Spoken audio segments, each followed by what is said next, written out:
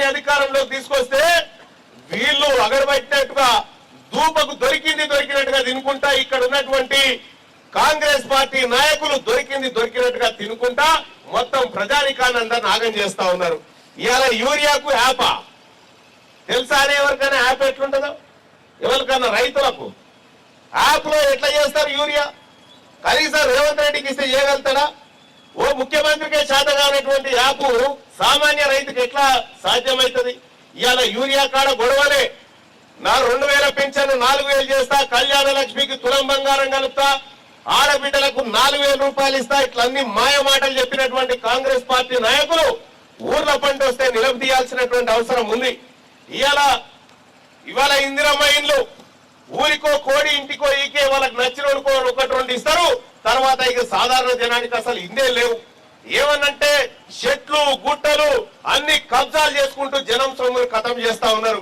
వీళ్ళని ఎట్టి పరిస్థితుల్లో వదిలిపెట్టకుండా రాబోయేటువంటి రోజుల్లో వీళ్ళకి తగిన శాస్తి చెప్పేందుకే ఇలా తెలంగాణ రాజ్యాధికార పార్టీ వచ్చింది. రెడ్డిలకు కాంగ్రెస్ పార్టీ ఉంది, వెలమోళ్లకు కారు పార్టీ ఉంది. మన సోదరులకు, మన బీసీలకు, మన ఎస్సీలకు, మన ఎస్టీలకు మన కోసం తెలంగాణ రాజ్యాధికార పార్టీని ఏర్పాటు చేయడం జరిగింది.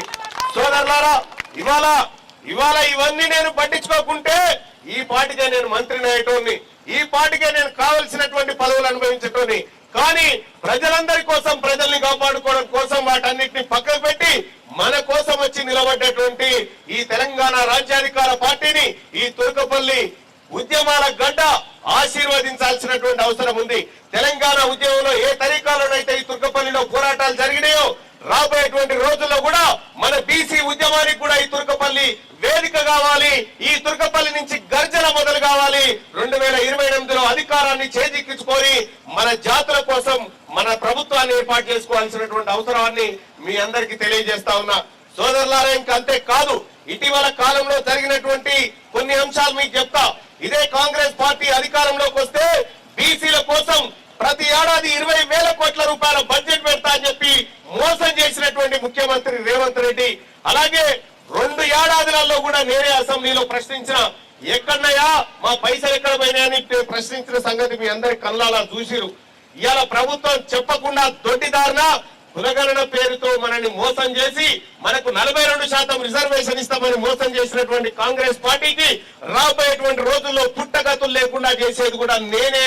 కేసీఆర్ ని ఏ విధంగానైతే అధికారంలోకి దించిందో రేవంత్ రెడ్డిని కూడా దించి మన బీసీలమే ముఖ్యమంత్రులుగా ఖచ్చితంగా కూర్చునేటువంటి రోజు త్వరలోనే ఉందని చెప్పి తెలియజేసుకుంటూ ఈ తుర్కపల్లిలోనే అతి త్వరలోనే ఒక భారీ బహిరంగ సభను తెలంగాణ రాజ్యాధికార పార్టీ ఈ జెండా కార్యక్రమాలు పూర్తి చేసుకున్న తర్వాత నిర్వహించ తలపెట్టింది. ఆ రోజు కల్లా ప్రజలంతా చైతన్యవంతమై మీరందరూ కూడా ఒకే తాటి మీదకి వచ్చి బీసీ నినాదంతో మనం ముందుకు వెళ్ళాల్సినటువంటి అవసరాన్ని గుర్తిస్తా ఉన్నా. ఇక మరికొన్ని రోజులైతే ఎంపీటీసీ జెడ్పీటీసీ ఎన్నికలు వస్తాయి. మళ్ళా ఎంపీటీసీ జెడ్పీటీసీ రాగానే మళ్ళా పింఛన్లు వస్తాయని చెప్తారు, మళ్ళా రైతు బంధు పడుతుందని చెప్తారు.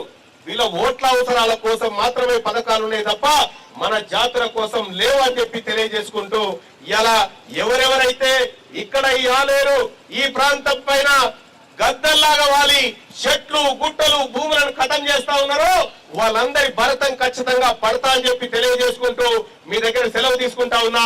జై టిఆర్పి, జై టిఆర్పి, కత్తెర గుర్తుకే, కత్తెర గుర్తుకే. ధన్యవాదాలు.